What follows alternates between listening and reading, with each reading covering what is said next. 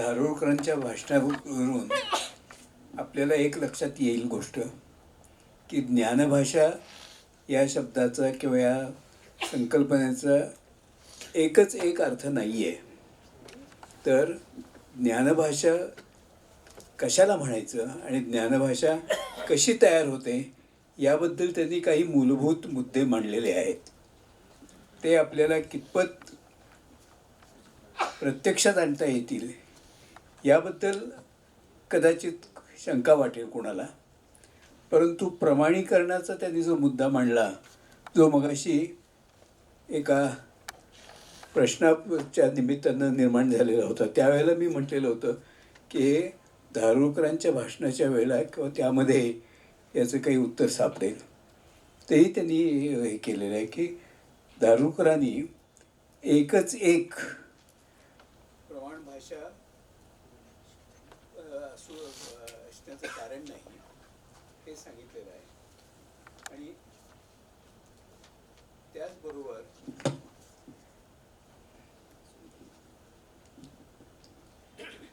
एकच एक प्रमाण भाषा असण्याचे कारण नाही, आणि त्या प्रमाण भाषा कशा तयार व्हायच्या याबद्दल त्यांनी काही विवेचन केलेलं आहे.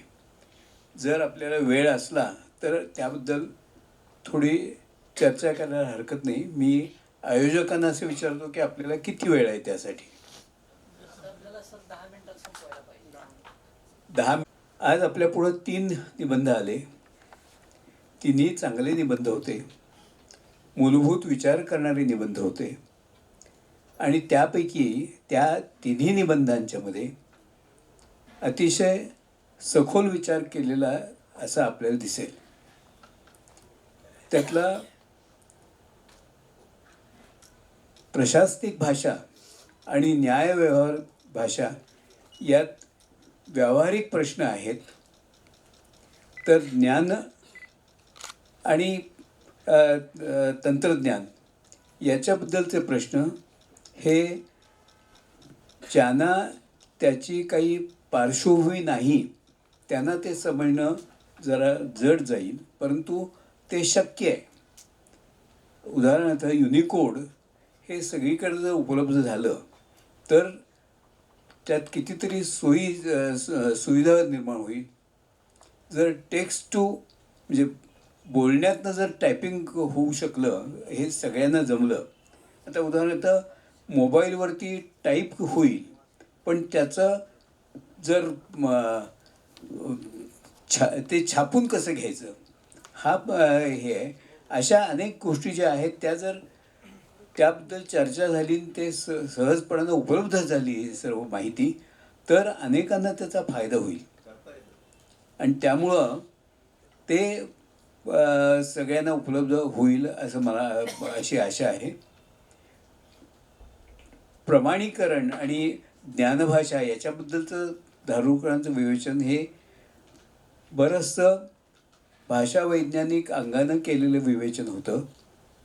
आणि त्यामध्ये त्यांनी आपल्याला ज्या रूढ अर्थानं ज्ञानभाषा हा शब्द आपण वापरतो, तो रूढ अर्थ त्यांनी बाजूला ठेवून त्याबद्दल कसा मूलभूत विचार करायला पाहिजे आणि त्यातून कशी ज्ञानभाषा निर्माण होऊ शकेल किंवा विकसित होऊ शकेल याचा त्यांनी विचार मांडलेला आहे.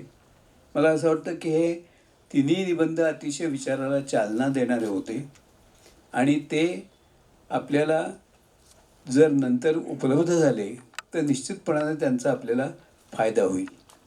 मला असं वाटतं की या चर्चासत्रातून आपल्याला किती पुष्कळच चांगला माहिती आणि ज्ञान मिळालेलं आहे असं मला वाटतं.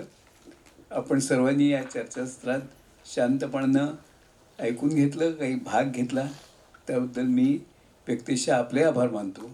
आणि मला या चर्चासत्राच्या अध्यक्षपदी बसवल्याबद्दल आयोजकांना मी धन्यवाद देतो, आभार मानतो.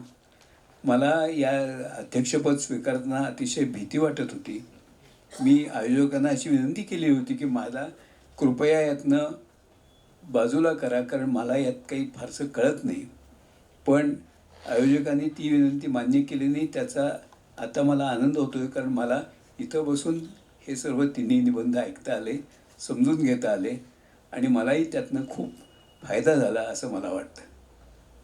तेव्हा आयोजकांचेही मी आभार मानतो आणि हे सत्र आता संपलं असं जाहीर करतो.